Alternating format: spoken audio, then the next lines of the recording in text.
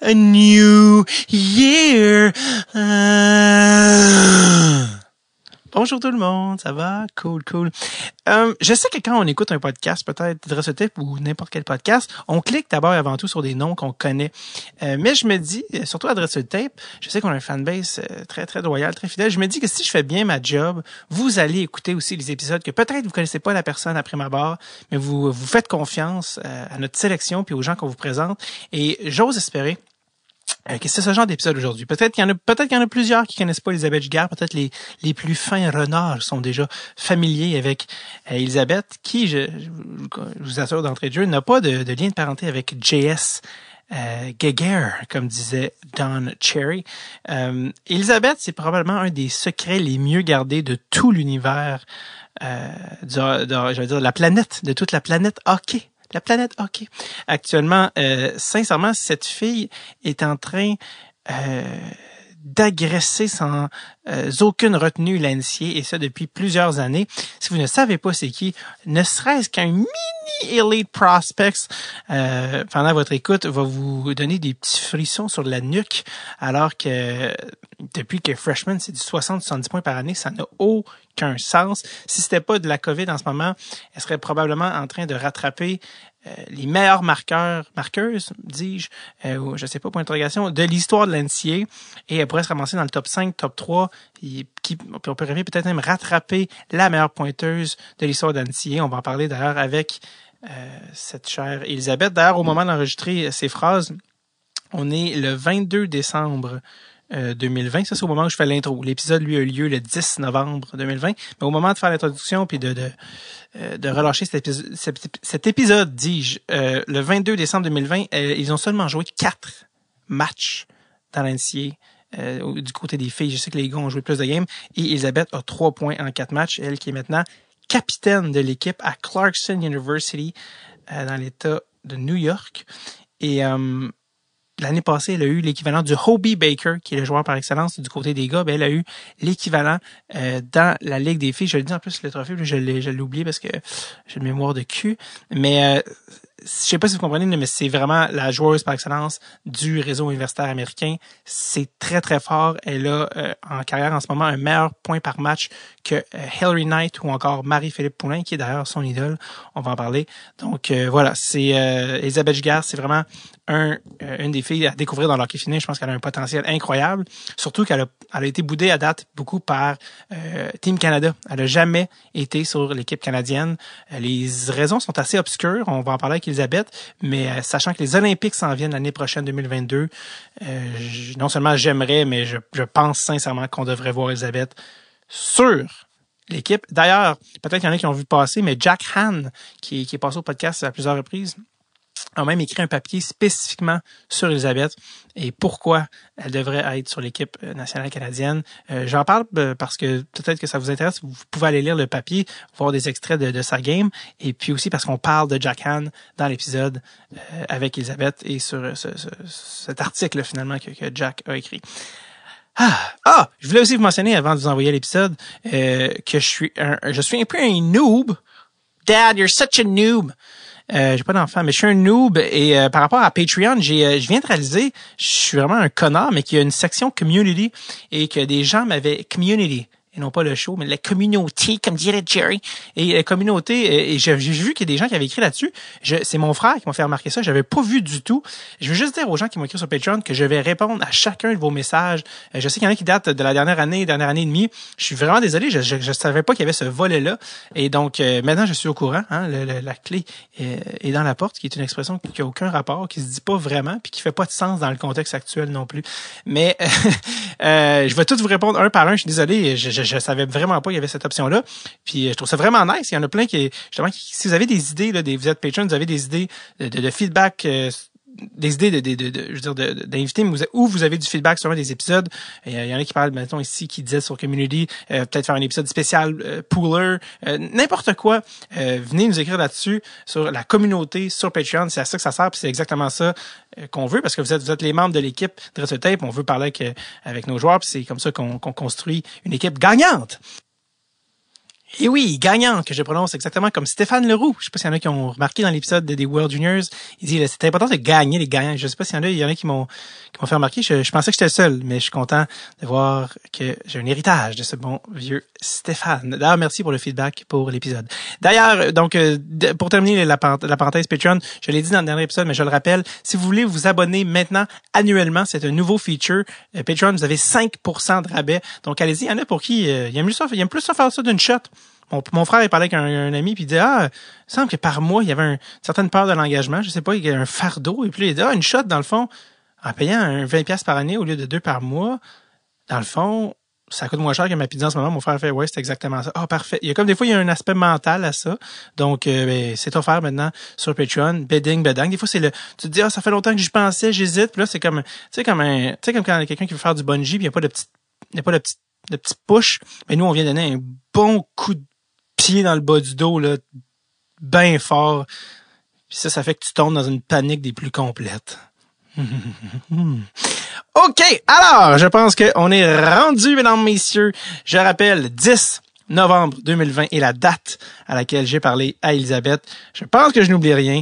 Je suis très content de vous la présenter. J'espère sincèrement que vous allez suivre son développement et qu'on va la voir éventuellement. On se croise les doigts sur l'équipe canadienne olympique. Mesdames, messieurs, voici, directement de sa chambre d'étudiante à Clarkson, Elisabeth Giguère.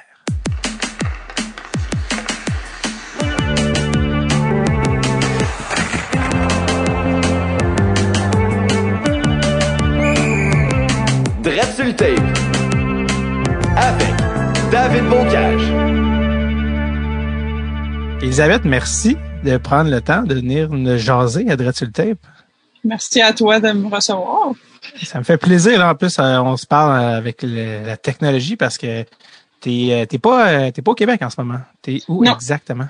J'étais à Clarkson à l'école. J'étais ici, je pense que je suis arrivée le 1er août. Le 1er août, je suis arrivée ici. Puis depuis ce temps-là, je suis pas retournée à Québec. On n'a pas le droit vraiment de sortir de New York State à cause du coronavirus. Fait que je sais pas grand-chose ici. Puis je suis encore ici pour un petit bout.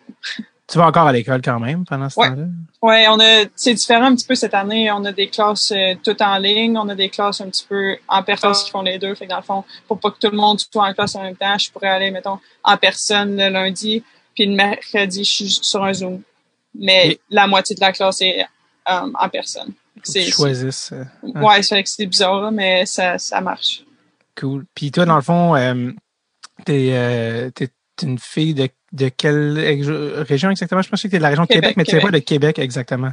Ben, je viens de Québec. Là, ah oui, OK. Ouais. Je suis née à Vanier. Ah, OK, j'avais Non. vu quelque chose genre Saint-Émile ou quelque chose? Ouais, ben j'ai grandi là aussi. J'ai déménagé pas mal, mettons. Saint-Émile qui est comme un petit peu au nord là, de Québec, c'est pour ça que je me suis dit... mais tout est dans le proche. C'est comme là, j'étais à Le Bourgneuf. Fait que... Oui, c'est ça. Le Bourgneuf. C'est pas Neuchâtel, c'est ça? Neuchâtel, le Bourgneuf, c'est ça? Là? Je sais plus. Le nouveau nom. Ouais, je pense que c'est ça, mais je sais pas. Nice. Puis, c'est ça, tu t'es ramassé à Clarkson, mais je sais que toi, la NCA, c'est comme quelque chose que t'étais pas au courant, en fait, qui existait jusqu'à comme super pas longtemps avant de te ramasser là-bas. Comment ça s'est passé, cette affaire-là? Ouais, ça m'a pris un bon bout. Je connaissais pas vraiment ça à la NCA, puis il y a pas beaucoup de filles comme moi qui étaient au cégep avant qui se rendaient à NCA, fait que je savais pas vraiment c'était quoi. Puis ma dernière année avec les Titans, dans le fond, ils sont venus me voir. On faisait des tournois un petit peu à Toronto, un petit peu partout, puis ils sont juste venus me voir, puis à un moment donné, ils m'ont parlé.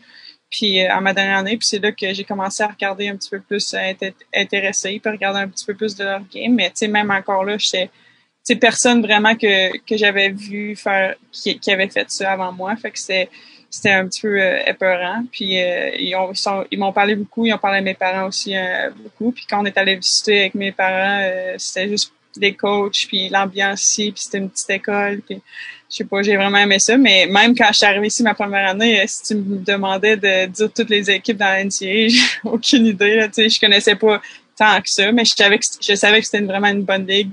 Tu sais, j'avais entendu parler des gars un peu, parce que c'est un petit peu plus gros, fait que j'avais entendu parler de eux, mais je connaissais pas grand-chose, non.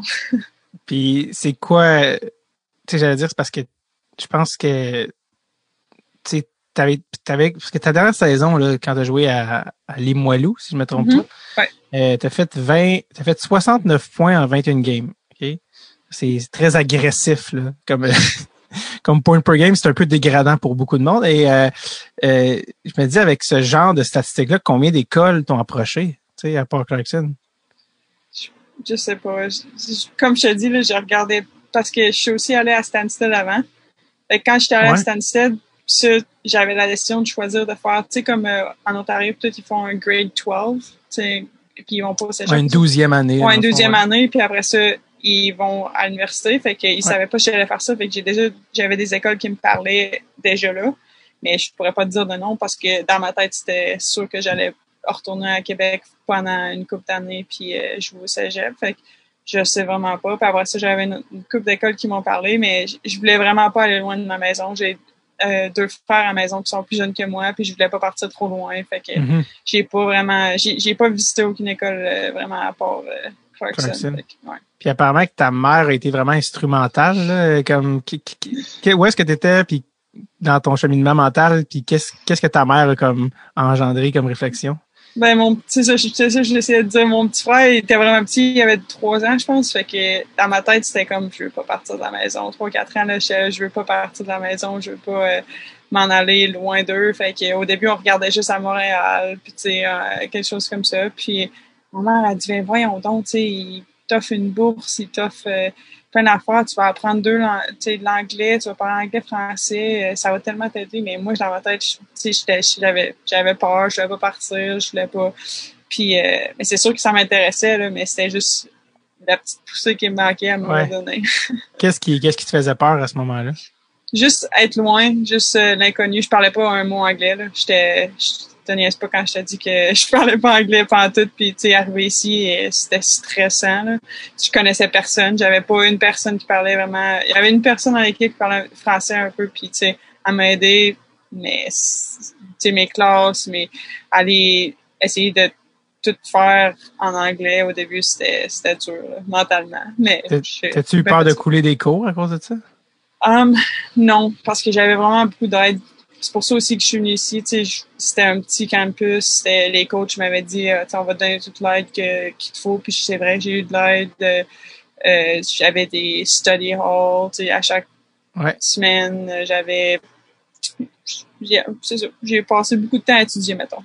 Si tu pouvais parler à toi, Elisabeth, tu sais, qui hésitait un peu, qui avait un peu peur d'aller à l'université américaine, mais là, t'es rendu senior, t'es dans ta 4e année. Qu'est-ce que t'aimerais y dire? J'ai pas peur, puis t'as bien fait d'y aller. Non, j'ai bien fait. Parce que là, il y a comme eu un mouvement, de ce que j'ai compris, parce que toi, tu viens de la région de Québec, de filles de la région de Québec qui viennent à NCA, qui viennent même à Clarkson. En tout cas, il y a comme un genre de petit de traînée de poudre derrière toi. C'est quand que tu as pris conscience de ça que tu as peut-être ouvert la porte, ou en tout cas montré à beaucoup de filles qu'il y avait cette possibilité-là, tu sais. Je te dirais peut-être l'année passée, parce que même avant ça, moi, je pensais, tu sais, j'y pensais pas trop. Puis en plus, cette année, on en a 3. Fait qu'il y a une freshman qui est rentrée qui venait de Limoilou. On a une en sophomore, 2e année, qui est rentrée de Limoilou. Puis une junior qui est rentrée de Limoilou. Fait que dans ma tête, au début, je me suis dit, ça n'a pas rapport. Puis ils m'ont tout dit cette année dans une entrevue comme ça, qui ont dit, on l'a suivi, elle nous a ouvert une porte. Puis c'était juste fun d'entendre ça. Je suis contente qu'il l'ait fait parce que c'est vraiment une belle expérience. Puis quand tu ressors d'ici avec 4 ans tu parles anglais, français, puis t'as beaucoup de portes qui s'ouvrent pour toi. Fait que... Ouais. J'imagine que le hockey, ça a été vraiment l'élément le plus important en arrivant, dans le sens que tu parlais peut-être pas anglais, mais tu parlais hockey. Puis visiblement, tu étais fluide parce que t'as comme établi un record de freshman de première année pour une recrue hockey féminin avec 71 points en 40 games, une affaire comme ça. En tout cas, bref, pas assez de games pour faire 71 points. Puis, non seulement t'avais une saison personnellement super bonne, mais vous êtes rendu en finale, en overtime. Et j'aimerais que tu me dises la suite, s'il te plaît. Parce que c'est un petit peu cinématographique, là, quand même, comme finale. Ouais, ben, c'est sûr que c'était un gros, juste le tournoi d'NCAA partant du score de finale à la demi-finale à la finale, c'était incroyable. Là. On a gagné les 3 games en overtime, justement. Je sais même pas quels mots utiliser quand je parle de ces 3 games-là parce que c'était tellement beaucoup de pression, stress, fun, c'est l'enfer. Puis la dernière game qu'on a joué, pour vrai, des fois je m'en souviens, mais je m'en souviens pas tellement que j'étais stressée, que j'étais tellement d'émotions dans cette game-là. Puis Colgate qu'on a battu en finale, c'était un de nos grands rivales qu'on jouait dans notre ligue ici. Fait que c'était vraiment, je sais même pas comment l'expliquer là. C'était incroyable le moment. Puis tu sais quand après que j'ai scoré, j'étais tellement émotionnelle. Là. C'était l'enfer. Tu sais c'était comme une pression qui venait de tomber. J'étais tellement fatiguée. Mais c'était tellement le fun. C'est un beau moment. Un de mes beaux moments à la vie. Dans ta réponse, t'as presque pas mentionné que c'est toi qui as scoré le but, mais c'est ça, c'était en overtime. Je pense même que j'avais revu la séquence, là, mais t'as comme enlevé la rondelle, t'es comme parti pratiquement en échappé, là. Ouais. Ouais. On partait de notre zone, puis je me souviens, ma ligne, on était sur la glace pendant longtemps, ce chiffre-là, puis on était fatigués. Puis il y a une fille de mon équipe qui a bloqué un shot de l'autre bord, puis la puck est partie dans la zone du milieu, puis je sais pas ce qui s'est arrivé dans ma tête. Je me suis juste dit, moi, je vais chercher la puck. Puis j'étais allée, j'ai levé le bâton, j'ai eu la puck, puis j'ai eu une petite échappée, puis ça a rentré, mais j'étais fatiguée. On joue tu sais, on joue puis on rêve en jouant au hockey dans la rue de compter le but en overtime d'un championnat. Mais toi, tu l'as fait, tu l'as vécu comme c'est arrivé, là, tu comprends? Des fois, tu réalises-tu comme, hey, c'est malade comme souvenir, tu sais? Ouais, c'est probablement mon plus beau souvenir à vie. Ouais. Juste, ma mère était là aussi. C'était loin, c'était au Minnesota, puis elle m'avait dit, si tu gagnes la demi-finale, je vais venir pour la finale. Tu sais, c'est cher, c'est beaucoup d'argent, aller à l'hôtel pour une journée, tout. Puis elle était montée, puis quand j'ai scoré, tu sais, j'ai pu la voir après, là, c'était vraiment un beau moment. Overall, c'était vraiment un beau moment. Ouais. Comment ta mère a réagi quand tu l'as vu après? Pas mal sûr qu'elle a pleuré. Puis après ça, on a appelé ma famille. Puis je me souviens que ma famille était toute en train de l'écouter. Puis ils pouvaient pas le voir directement parce que le lien marchait pas, je sais pas trop. Fait qu'ils l'écoutaient à la radio. Puis ils m'ont tout dit, quand on a scoré, ils se sont tous pris dans les bras de même, là, en rond, puis ils sautaient, genre. Wow. C'est juste drôle. Fait que, c'est malade. Ouais. Ça, c'était dans le coin de Québec, j'imagine? Ouais, il était à Québec, eux autres. Juste maman qui est venue. Ouais, quand même. C'est-tu ta mère qui a un petit gars qui avait 3 ans quand t'es parti? Ouais, c'est lui. Ouais. D'ailleurs, apparemment que tes petits frères, c'est tes plus grands fans. Ouais, ça, c'est sûr. Si tu me demandes, moi, mettons, mes points ou les games qu'on a gagnés ou peu importe, je me souviendrai sûrement pas, mais eux autres, ils le savent. Ben oui, c'est ça. Parce que, apparemment que c'est ça, c'est tes statisticiens personnels. Oui.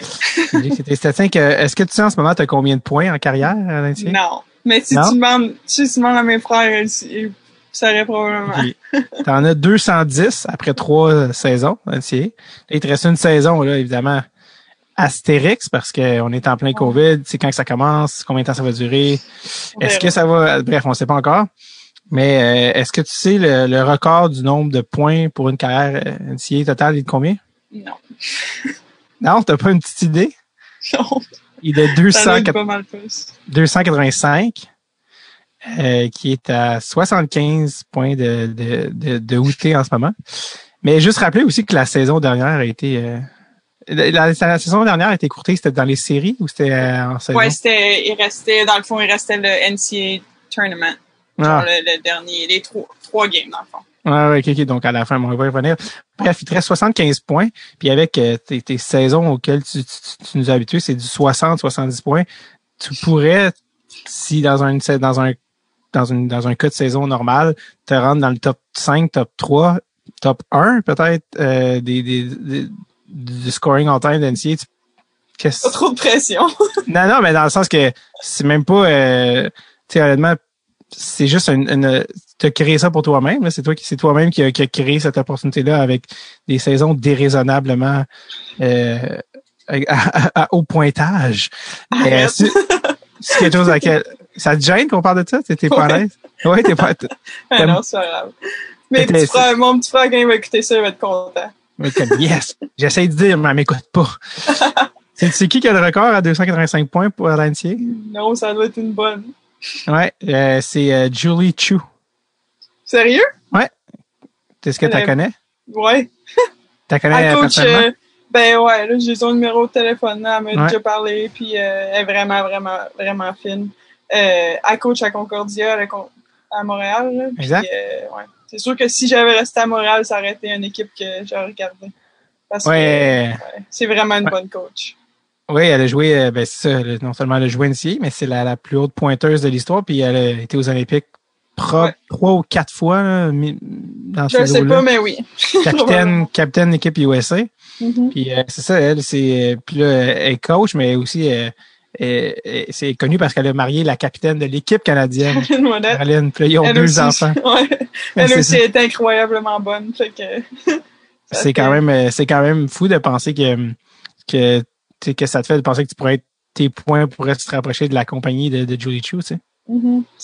C'est sûr que ça serait vraiment un honneur pour moi. Tes coéquipières puis les gens à qui tu joues, ils te parlent-tu de ça? Ouais, mais j'écoute pas. J'aime pas ça. Qu'est-ce qu'ils te disent? Bon, ils peuvent me dire t'es à tant de points, comment tu fais, ou des affaires de même, mais tu sais, j'aime pas ça, là. Puis dans un sens aussi, c'est mon équipe, là. C'est pas juste moi qui score, là. Il y a quelqu'un qui m'adonne la puck, puis les assists, il y a quelqu'un que je donne la puck puis qui la met dedans. Fait que c'est ça. Tu as eu la chance de jouer avec des bonnes joueuses. Ouais. Comment elle s'appelle? Gable? Ouais, Lauren Gable. Ouais, j'ai joué avec elle 2 ans. Elle est sur Team Canada, je pense. Ouais, elle l'a fait l'année passée. Ouais. Puis je pense que c'est elle qui a le plus de points pour les filles à Clarkson, quelque chose comme ça. Ouais, je sais pas c'est quoi de... Fait que c'est quand même, t'as eu la chance de jouer avec t'as été dans une bonne époque, tu sais, pour avoir le genre de saison que t'as eu, tu sais. Mm-hmm. Oui, c'est ça, tu parlais tantôt de la finale quand ça a arrêté à cause de la COVID. C'était un peu dramatique quand même, là, comment c'est arrivé. Raconte-moi un peu la scène, parce que vous étiez pas à Clarkson quand c'est arrivé. Non, on est parti le matin, puis il fallait aller en bus jusqu'à Syracuse. Après ça, à Syracuse, on avait notre premier vol qui allait non, pas à Syracuse cette fois-là, on était à Montréal. C'est vrai, parce qu'on est parti de Montréal. Après ça, on est allé à Montréal, à Détroit, notre premier vol. Puis, tu sais, à Montréal, à l'aéroport, on voyait toutes les affaires sur Twitter. Je pense que la NBA avait arrêté, ou la NHL, puis tout ça. Fait que là, on était là, ben voyons, ça se peut pas qu'on joue. Mais, tu sais, nos coachs étaient tous sur le téléphone, ils essayaient et on pouvait pas manquer notre vol. Fait qu'on prend notre vol, on a atterri à Détroit. C'était notre layover. On arrive à Détroit, on est comme, c'est impossible qu'on joue, ça se peut pas. Mais on espérait qu'on peut jouer, on voulait jouer, mais on voyait tous les commentaires. Puis là, on arrive dans l'avion pour décoller pour Madison, Wisconsin. Puis il y a une fille qui reçoit un texte de sa sœur, puis c'était marqué qui annulait notre saison, puis tout. On était dans l'avion, fait que tout le long, on est parti, le monde le savait, puis ils pleuraient. Tu sais, les seniors, qu'ils étaient finis, eux autres, ils étaient tristes. On est atterri là-bas. On a débarqué. Puis il y en a une couple de filles qui dormaient dans l'avion, fait qu'ils l'ont pas entendu, là. Fait que quand on est débarqué, ils l'ont su, puis ils étaient vraiment, vraiment tristes. C'était juste triste de voir les personnes qui finissaient leur année de même. C'est surtout les seniors qui pleuraient? Ouais. C'est surtout le monde qui, c'était leur dernière année, c'est vraiment plate, là. C'est le même que tu finis, puis là, vous étiez rendu, c'était quoi? C'était le top 4? C'était top 8. Le quart de finale, on allait jouer Wisconsin là-bas. OK. Fait que vous n'étiez pas à 3 games de la finale, mettons. C'était vraiment encore plusieurs rondes. Wow. Puis là, vous avez juste repris l'avion. Ouais, ben on est resté là le soir. On est allé au restaurant, puis parti après, là, il y avait... En tout cas, mais ouais, c'était vraiment plate d'apprendre comme ça. Est-ce que, selon toi, t'étais comme on avait des chances de gagner le championnat? Oui, on sait jamais. On sait jamais. Je veux dire, les équipes étaient vraiment bonnes. Je te mentirais pas. Wisconsin était vraiment fort. Il y avait plein d'équipes dans le tournoi. Cornell était là. Il était vraiment fort. Mais c'est une game. Puis c'est fini. Fait que tout peut se passer. Puis pour la saison actuelle, c'est quoi que vous êtes fait dire? Comme là, en date on est le 10 novembre en ce moment. Ouais. Comme en date du 10 novembre. En date d'aujourd'hui. C'est quoi le plan? Ouais, on est supposé commencer dans 2 semaines. Il y a des games hors concours. Pas hors concours, je veux dire hors conférence.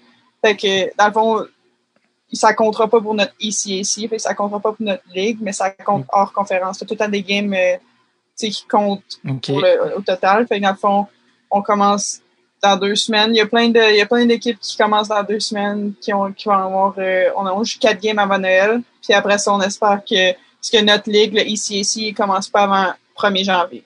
Fait que dans le fond, tu peux pas faire des games dans le ECAC avant le 1er janvier. Fait que c'est tout hors conférence, les games avant. OK. Fait que vous allez donc ça serait ça que vous commenceriez dans 2 semaines. Ouais. À voir où ça s'en va. Il y a beaucoup de gens qui te connaissent pas, évidemment, parce qui suivent le hockey féminin, mais si on regarde strictement un peu ton parcours, en termes de points per game, dans NCAA, tu as un plus gros point per game que des Marie-Philippe Poulin, que des Hillary Knight. L'année passée, tu as gagné le Patty Kazmaier, c'est comme ça que ça se prononce, qui est l'équivalent du Hobie Baker pour les gars, pour la meilleure joueuse, la joueuse par excellence de la NCAA. Raconte-moi d'ailleurs, c'est parce que tu as reçu ce trophée-là dans le cadre de la COVID. Comment ça s'est passé pour cette remise-là? J'étais dans un salon assis sur un divan. Non, mais dans le fond, ils ont juste demandé aux 3 candidates qui étaient les finalistes, dans le fond, de faire un discours de remerciement. Puis il fallait envoyer le vidéo à eux parce qu'on savait pas qui gagnait. Fait que les 3, on l'a fait. Puis la journée, c'était je sais pas quand ils l'ont annoncé, en juin. En mai ou en juin. C'était tard, là, mais en tout cas, ils ont fait une vidéo sur YouTube, puis ils ont annoncé le gagnant. Puis, tu sais, mon speech était sur la TV après, mais tu sais, moi, j'avais rien à faire là. Il y avait rien de spécial, vraiment, à faire. Comment tu célèbres ce prix-là qui est comme super majeur dans un contexte de COVID? Après ça, j'avais plein d'entrevues, puis sinon, le monde me félicitait, puis m'appelait. Puis mon équipe était sur Zoom. On était sur Zoom, fait que tu sais, ça, c'était le fun de les avoir là, mais c'était vraiment plate de pas les avoir en vrai avec moi, mettons, mon équipe, parce que, tu sais, veux pas, tu gagnes ça en équipe, là. Tu comprends ce que je veux dire? Tu sais, ça fait partie de l'école, puis c'était juste plate d'être seul. Est-ce que c'est comme les trophées de la NHL? As-tu comme une petite réplique à ton nom qui t'a envoyé?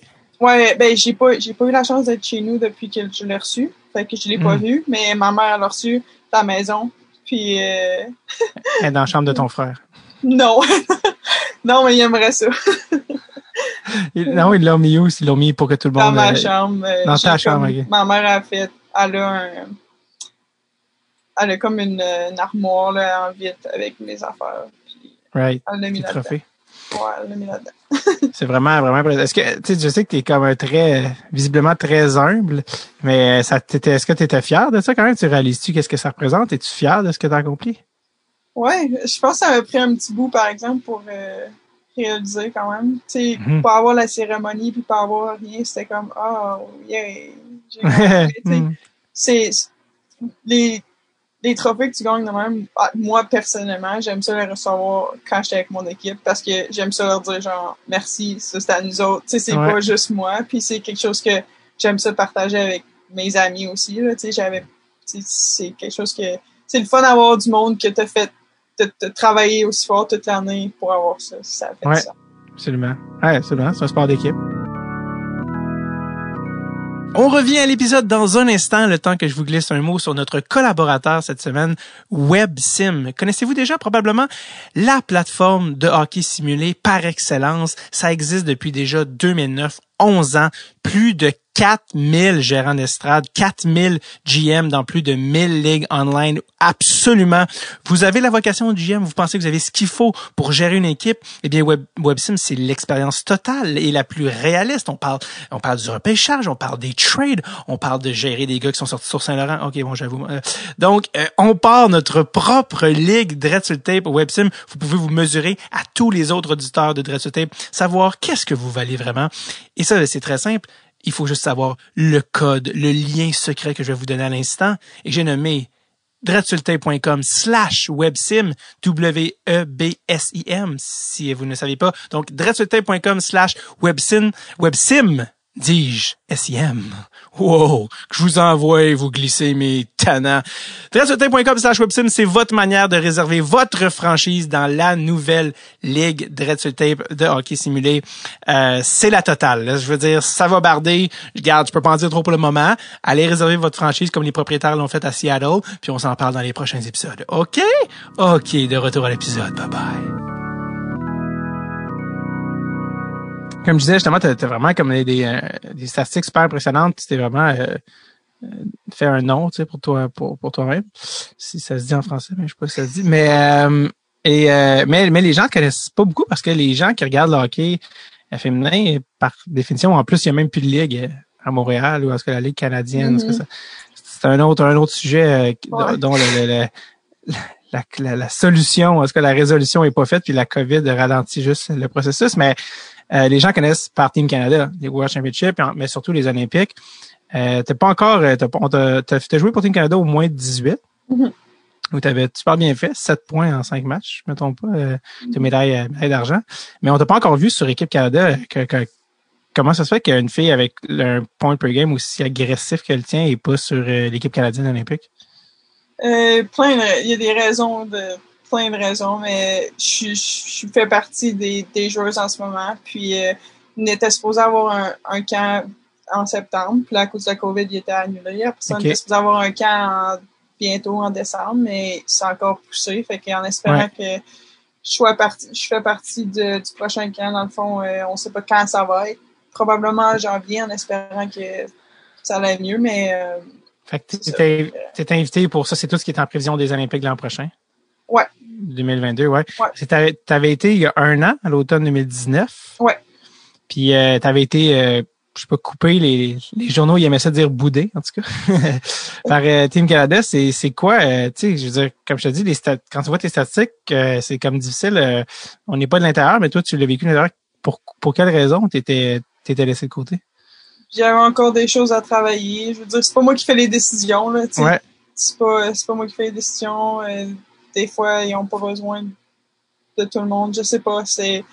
Mais c'est ça qui est ça. Puis moi, dans le fond, quand j'ai appris la nouvelle, je me suis juste dit, je vais continuer à travailler fort. Puis je continue à faire ça. Puis je pense que je me suis vraiment, en 1 an, même si peut-être ça paraît pas pour le monde de l'extérieur, je pense que je me suis améliorée beaucoup physiquement, mentalement. Puis je pense que ça m'a aidé. Puis là, je fais partie du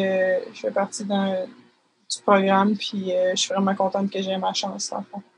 C'est quoi les trucs qui t'avaient dit d'améliorer? T'avais-tu dit de donner des trucs? Tu sais, sur quoi travailler? Plus ma santé physiquement, sinon sur la glace, juste continuer à travailler, apprendre. Tu sais, je veux dire, même si tu penses que mettons mon shot, même si tu penses qu'il est bon, ben c'est quelque chose que je vais travailler encore ou des choses comme ça, mais rien de spécifique, plus physiquement, puis être plus prête pour le haut niveau. Là. Et il y avait un article dans lequel il disait que tu avais apparemment une déformation aux hanches qui donnait des maux de dos, un truc de... C'était-tu relié? C'est quoi ça dans l'équation? J'ai des problèmes physiquement. Tu sais, je veux dire, j'en ai eu un peu toute ma vie, mais c'est juste des choses qui font partie de ma vie puis que j'ai appris à contrôler puis tu sais, je veux dire, j'ai pas manqué de game, ça fait 3 ans puis je continue à travailler là-dessus. Puis comme je t'ai dit, je pense que j'ai pris une coche cette année puis je suis plus en forme que j'ai jamais été. Cool. Je t'avais envoyé un article justement qui parlait de ça il y a une couple de mois. Il y a un Jack Han. Je sais pas si tu connaissais ce gars-là. C'est un gars qui est passé. Oui, t'allais dire. Ouais, ben je pense que j'ai entendu. J'ai entendu parler. Je pense que je l'avais lu. Ça fait longtemps. Oui, je te l'avais envoyé. Ouais, c'est moi qui te l'avais envoyé. En fait, je t'avais dit, t'as lu un article sur toi. Puis Jack, c'est un gars qui est passé au podcast, qui a travaillé un petit peu comme coach avec vidéo avec les Marlies de Toronto dans la Ligue américaine. Puis ça donne qu'on est allé au même secondaire, en fait. C'est ça qui est drôle. Puis là, il travaille plus pour les livres, il écrit des blogs. C'est un gars qui analyse beaucoup le hockey, qui est très dans l'analytique, autant les statistiques avancées, les vidéos, tout ça. Et s'il y en a qui l'ont pas lu, allez le lire. Là, c'est sur un article qui parle de tes prouesses offensives, mais d'un point de vue vraiment analytique. Qu'est-ce qui fait que tu es aussi bonne, tes forces. Puis même lui, en fait, il arrive avec l'angle de comment jouer contre toi. Tu sais, comment tu fais pour te défendre. Je me souviens de ça. Oui, exact. Ça, c'est que ça marque. Quand j'avais l'article, tu le savais pas, tu me disais non, j'ai pas vu ça, puis tu l'as lu. Qu'est-ce que t'as pensé de l'article? Qui allait dans les détails quand même de ta game. Ouais, c'est ça. Je m'en souviens, là, c'était le fun de voir une autre perspective, genre de comment, pas juste dire, mettons, elle est rapide, elle fait ça. C'était plus vraiment analyser mon style de jeu. Puis je trouvais ça drôle de voir aussi comment qu'ils voyaient comment me bloquer dans le fond, comment jouer de défense contre moi. Puis je trouvais ça drôle. Puis dans le fond, ça m'a quand même aidé un peu. Je dirais, si elle fait ça, tu sais, j'essayais dans ma tête, je me disais, je devrais faire ça. Puis des affaires de même, mais c'était le fun, c'était intéressant de voir ce qu'il pensait. Puis je pensais que c'était un bon article. Qu'est-ce que t'as appris en lisant l'article? Ben, je me souviens qu'il parlait à un moment donné de comment que quand je reçois la puck en sortant de la zone, puis des affaires de même. Puis dans ma tête, il n'y a rien de spécifique que j'ai appris, mais c'était juste c'était drôle de voir. C'est vrai, des fois les défenseurs font ça contre moi quand je fais ça. Ou des choses comme ça, mais. Fait que les tendances, les patterns. Ouais, les tendances, c'est ça. Les tendances, souvent, puis quand j'y pense, c'est vrai que je fais souvent ça, mettons, ou que je suis là, peut-être il faudrait que je trouve de quoi d'autre à ajouter. Puis c'est-tu un comment dire, y a-tu des excuse, c'est mon alarme de parking ça. Y a-tu des affaires que tu t'es dit parce que les affaires ils donnent quand même des points à améliorer sur mettons la zone offensive, zone défensive, ces affaires-là. Est-ce qu'il y a des affaires là-dedans que tu faisais genre tu sais, est-ce que quelqu'un avait déjà autant décortiqué ta game par vidéo? Pour toi, tu sais, même si vous avez du vidéo à Clarkson, pas à ce niveau-là. Non, je pense pas, mais je me souviens pas exactement des points, mais je me souviens que c'était vraiment intense. C'était vraiment, je sais pas comment l'expliquer, là, mais c'était intense. Mettons, détaillé, c'est ça. Puis, zone défensive, zone offensive. Offensive aussi, zone neutre. Comme quoi, il paraît que ta force en zone neutre, mais comme quoi t'avais encore des trucs, il disait même des trucs que tu peux améliorer dans ta game, tu sais. Faudrait que je le relise. Ouais, c'est ça. C'est toi, t'as pas joué depuis. Bref, sa conclusion était aussi par rapport à, évidemment, comme qui disait que Team Canada rend la vie facile à toutes les autres équipes en ne t'incluant pas sur leur roster parce que même si t'avais des trucs à travailler, t'avais quand même une force offensive de frappe qui était quand même dure à négliger. D'ailleurs, Jack, j'ai dit que j'allais te parler aujourd'hui. Puis il voulait que je te dise que si tu veux, qu'il dit que tu peux le texter quand tu veux, si tu as envie de patiner avec son groupe de midget 3A à Montréal. Lui, il travaille avec des jeunes. Ou si tu veux étudier des vidéos par Zoom, il fait dire qu'il le ferait gratis parce qu'il dit qu'il croit en toi et qu'à ta place, ça ferait longtemps qu'il aurait envoyé promener Team Canada pour aller jouer avec genre la France.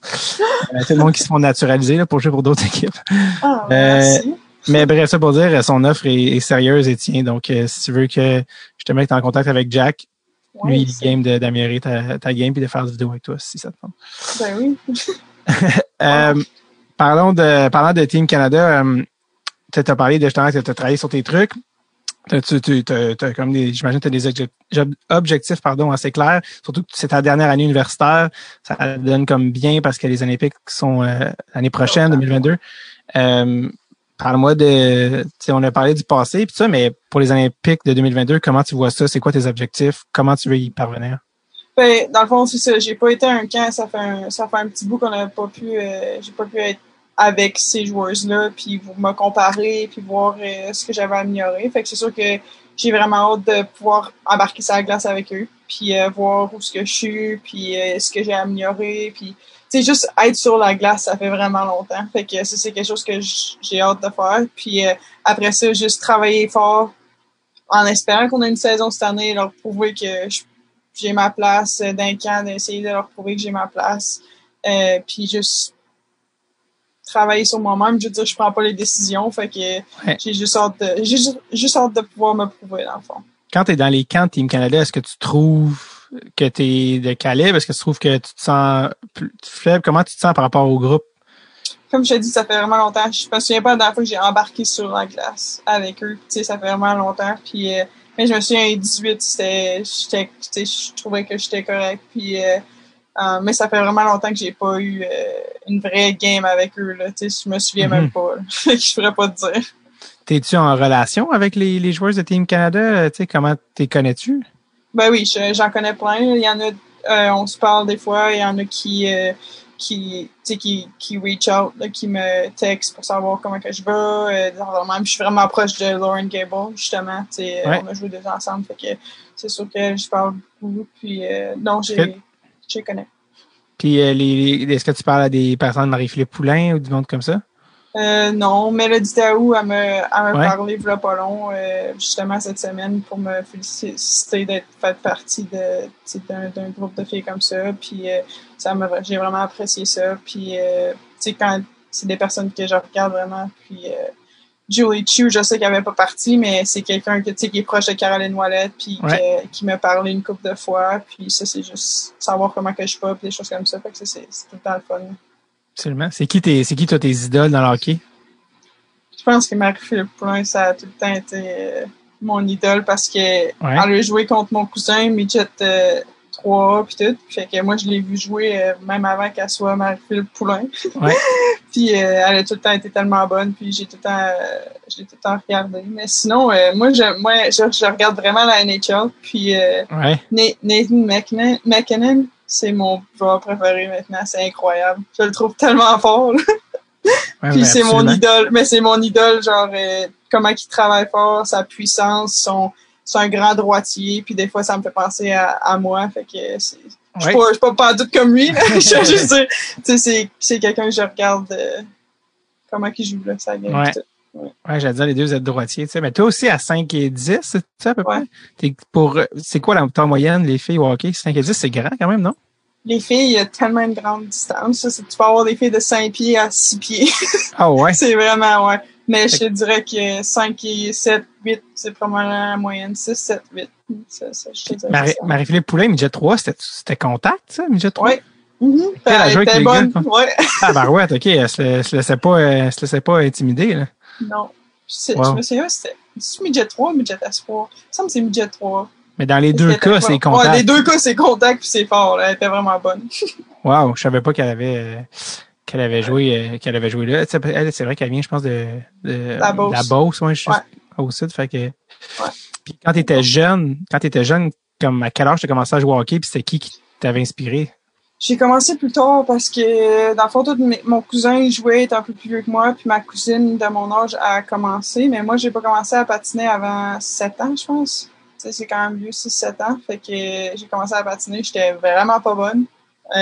Après ça, j'ai continué parce que j'aimais ça, mais mes parents pensaient que j'allais arrêter parce que j'étais vraiment pas bonne. Sinon, tu sais, j'ai joué vraiment des niveaux bas, novice B, tu sais, j'étais pas... puis après ça, je sais pas ce qui est arrivé à la tombe, ça a commencé à être meilleur. Okay. J'ai amélioré mon patin. C'était ça que j'avais vraiment de la misère. Puis sinon, je regardais vraiment plus à mon cousin. Je sais que c'est un gars, mais c'est quelqu'un que, tu sais, je regardais tout le temps jouer, puis lui, il performait vraiment bien. Sinon, Marie-Philippe Poulin a joué contre lui, fait que c'est ça. T'étais-tu proche de ton cousin? Oui, vraiment. On jouait souvent. C'est quoi son nom? Guillaume Asselin. Guillaume Asselin. Puis lui, as-tu joué au hockey? Oui, il a joué dans LHGMQ, puis tout ça, puis là, il est en Suisse, justement. Il joue, wow. Ligue nationale B? Ouais, ben, je sais pas c'est quoi la ligue, le nom de la ligue, là, mais il est pas prêt, maintenant. Ouais, s'il joue en Suisse, si tu joues en Suisse, si t'es pas suisse, c'est parce que t'es bon. C'est ça la règle. Fait que Marie-Philippe Poulin, ça fait, est-ce que ces Olympiques, elle était là déjà en 2010, c'est ça, right? C'est le premier, ouais. Ça fait 10 ans, fait que toi, t'avais comme 13 ans, dans le fond, tu sais. Ouais, j'étais jeune, ouais. Fait que dans le fond, c'est ça. Je les ai regardés, ces Olympiques-là, puis les Olympiques d'après, puis c'est sûr que c'est vraiment... C'était la joueuse que tout le monde a regardé, puis moi, c'est quelqu'un que... Tu sais, je la connaissais pas, mais je connaissais un peu avant, puis parce que je l'avais vue, tu sais, à Québec, puis la Beauce, tu sais, elle était proche, mais... non, c'est sûr que c'était... Y as-tu déjà parlé? À Marie-Philippe? Ouais. Ouais, j'ai déjà parlé. Comme récemment, c'est ça? Ouais, j'ai déjà parlé mon camp, dans le fond, mon dernier camp, je pense que j'ai fait avec l'équipe senior, là, 2 ans, c'était ma roommate. Pour vrai? Ouais. Ah, OK. Ouais. Fait que elle est au courant. Ça fait juste longtemps. Ouais, c'est ça. Tu sais, des fois, on dit rencontre pas tes idoles. Comment t'as trouvé? Parce que des fois, t'es déçu de rencontrer tes idoles. Comment t'as trouvé ça en rencontrant Marie-Philippe? Elle était incroyable, mais j'étais tellement gênée, là. J'étais vraiment gênée. Elle s'en rendait compte, j'imagine. Je sais pas. Je pense que oui, mais c'était vraiment le fun, par exemple. C'est une belle expérience que j'ai eue. T'as-tu regardé les Olympiques? Tu sais, sachant que t'avais pas été sélectionné pour les Olympiques, mon putain de parking. Sachant, je vais prendre un ticket de parking pour continuer cette entrevue. Quand t'as regardé les Olympiques de 2018 pour lesquels t'avais pas été, t'as été laissé de côté, puis sachant comment ça a fini, t'avais-tu regardé ces Olympiques-là, puis comment tu te sentais par rapport à ça, tu sais? Ouais. Je veux dire, j'ai pas été pris pour une raison, puis c'est bien correct. Ils se sont quand même rendus en finale, puis ils ont perdu en shootout. Je veux dire, tu peux pas te rendre plus loin que ça. Puis c'était triste parce que quand tu vois ça, tu sais moi, tu les voir pleurer après, puis je suis comme j'aurais tellement aimé ça être là, mais tu sais dans un autre sens, ils ont tellement travaillé fort, puis c'est comme j'aurais aimé ça qu'ils gagnent, puis tout, mais je veux dire, j'étais pas fâchée, j'étais pas rien, j'étais juste triste qu'il n'ait pas gagné, je veux dire. T'avais-tu envie d'être là puis de faire une différence? C'est sûr que oui, là, tu sais, je veux dire que n'importe qui espère aller là un jour aurait aimé ça être là puis les aider, là. Si j'avais même pu les aider, mais tu vois ce que je veux dire. Ouais, absolument. Puis ça serait quoi ta ligne de rêve avec qui tu jouerais sur Team Canada? Si t'avais le choix. Pas de limite. Ben là, Marie-Philippe Poulin. Je peux savoir 2 Marie-Philippe Poulin. C'est ça, à gauche. Mais j'aime bien. Moi, je suis droitière. Elle est droite? Ouais. Donc, ça te prend un centre et un ailier gauche. Ouais. Donc, Marie-Philippe est centre. Mélodie Daou, je pense qu'elle est à droite, par exemple. Ouais, mais il y a des compromis qui peuvent se faire. C'est ça. Non, mais c'est sûr, ces 2 filles-là, c'est des Québécoises que j'admire beaucoup. Ouais. Wow. Je t'ai même pas demandé en quoi tu étudiais à Clarkson. J'ai une major en Global Supply Chain Management. Je sais pas c'est quoi en français. Yeah, of course, yeah, for sure. Non, mais pour vrai, ça existe pas, je pense, en français. C'est genre, dans le fond, c'est tout le supply chain, genre tout je sais même pas comment le fournisseur, non? Ouais. Puis j'ai des minors, non, tu veux dire ok, ouais, non, mais l'offre et la demande. Ouais, vas-y, ouais. Oh, excuse, ça a bugué un instant. Ouais. C'est l'offre et la demande qui nous a envoyé des messages. Ouais, t'allais dire?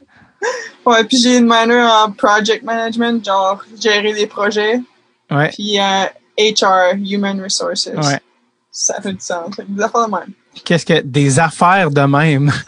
Je sais pas c'est quoi en français. Laisse-moi deviner, ta passion, c'est le hockey d'abord et avant tout. Non. Non, mais c'est quoi que tu... parce que là, t'es quand même dans tes dernière année, puis bon, les Olympiques l'an prochain, là, j'ose croire, putain, qu'avec le COVID, ça peut pas durer une autre année et demie. Ce bout de cul, donnez-nous un peu. Ouais, super.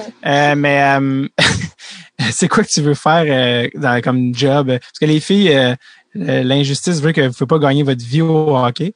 À part peut-être Marie-Philippe Poulin, je pense qu'elle fait partie de l'exception à la règle, mais encore là, elle n'a pas le salaire à Nathan McKinnon. Mais ouais, ton objet, comme qu'est-ce que tu veux travailler après après le hockey? Je ne sais pas trop. C'est sûr que j'aimerais ça peut-être être coach un jour, quelque chose comme ça dans NCAA. C'est sûr que c'est quelque chose que j'aime. Sinon, tu ris que je dis que Global Supply Chain, c'est des trucs de même, mais je sais juste pas comment l'expliquer en français. Non, mais quelque chose là-dedans. T'avais l'air tellement comme, maudite niaisage d'université. Moi, je joue au hockey, voulez-vous me sacrer patience? Je sais pas si ça t'intéressait, c'est pour ça que t'avais l'air semi-intéressé. Non, c'est juste que je savais pas comment l'expliquer en français. Ouais, je comprends. Dans ce temps-là, mais quelque chose là-dedans, c'est sûr. Puis tu sais, utiliser mon français, anglais, quelque chose qui va me permettre d'utiliser les deux, puis faire quelque chose que j'aime, mais c'est sûr que je m'asserais pas à un bureau pendant 8 heures de temps. Ça, c'est sûr. Ouais. T'es une fille active. Ouais. Cool. Écoute, Elisabeth, j'ai-tu oublié quelque chose? Je sais pas. Je pense pas. Dans ta vie. Non, mais honnêtement, je suis vraiment content d'avoir parlé. Je suis attentivement ton évolution. Et si Team Canada te prend pas aux prochaines Olympiques, je connais un tueur à gages. Non, c'est pas vrai. Non, mais pour vrai, je te suis. J'ai vraiment hâte de voir la suite. J'espère sincèrement que tu vas recommencer à jouer au hockey le plus rapidement possible. Et ça, c'est ton frère qui va te le dire, mais à quel point tu vas te rapprocher du record de Julie Chu. qui habite maintenant à Montréal. Fait que tu pourrais, en tout cas, bref, je te souhaite d'avoir l'opportunité au moins, un peu comme Ovechkin, là, qui essaie de rattraper Gretzky, puis il y a 3 lockouts puis une pandémie dans sa carrière. On dirait que la vie ne veut pas qu'il fasse ce qu'il a à faire. Et je te souhaite, j'espère sincèrement te voir sur l'équipe de 2022. Continue de travailler fort. Je vois que tu prends ça au sérieux, puis je pense que c'est vraiment cool. J'espère qu'il y a j'espère qu'il y a des jeunes joueurs qui nous écoutent. Si tu avais quelque chose à dire aux jeunes joueurs qui jouent au hockey au Québec, qui look up, comme on dit, qui te regardent, qui te regardent évoluer, c'est quoi que tu aimerais leur dire? Je veux dire, abandonne jamais. Je veux dire, moi, au début, comme j'ai mentionné un peu avant, le patin, c'était pas ma grande force. Puis, mais j'aimais tellement ça, jouer au hockey quand j'étais jeune. Puis, moi, ça m'a pas empêché de m'améliorer, puis pratiquer mon patin. Ben, puis, tu sais, là, je suis dans la NCAA. Je vais à l'école avec une bourse. Puis, tu sais, je veux dire, tu peux juste croire en toi-même. Je pense que c'est ça le plus gros message que je pourrais dire. Jeune fille, ouais. C'est un très bon message. C'est les gens des fois ils disent c'est qui disait j'ai pas de talent, mon seul talent c'est que je travaille fort. Mais c'est comme ça que ça commence dans le sens qu'au début t'es jamais bon à quelque chose, il faut que avant d'être bon t'es poche. Tu comprends? Ouais.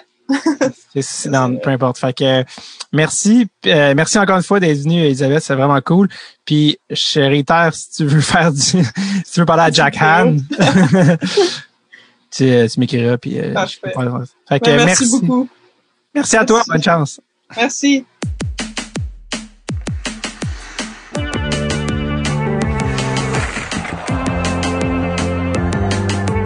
Merci énormément à Elisabeth d'avoir pris le temps de nous parler. Je suis sa carrière avec grand intérêt. J'espère sincèrement qu'on va la retrouver sur l'équipe nationale olympique féminine pour les Olympiques de 2022. Ça serait en fait tout naturel à ce temps-ci. Elle va déjà avoir même fini son bac. Comment dire, j'espère aussi, j'ai hâte de voir si c'est le début d'une collaboration avec Jack Han, et si c'est le cas, eh bien, je vais prendre tout le crédit, puis si ça tourne au vinaigre, j'y suis pour rien. Merci Elisabeth, on suit sa carrière. Sinon, prenez soin de vous, faites attention. OK, bye-bye now, bye-bye.